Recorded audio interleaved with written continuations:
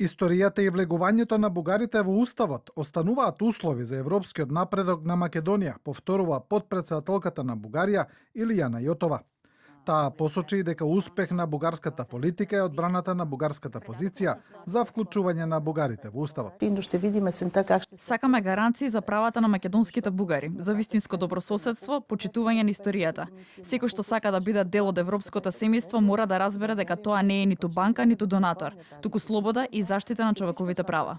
И после одржувањето на првата меѓувладина конференција со Европската Унија, највисоките бугарски официјални лица, меѓу кои и министерката за надворешни Генчовска, останаа со тврдењето дека историјата сепак е услов за продолжување на напредокот на Северна Македонија кон Брисел. Меѓу последните изјави е онаа на бугарскиот амбасадор во Вашингтон, Георги Панајотов, кој кажа дека услов бугарската влада да подржи отварање и затворање на поглавијата со Европската Унија е Северна Македонија во целост да ги исполни одредбите од договорот од 2017 година, во кој многу важен дел се историските прашања.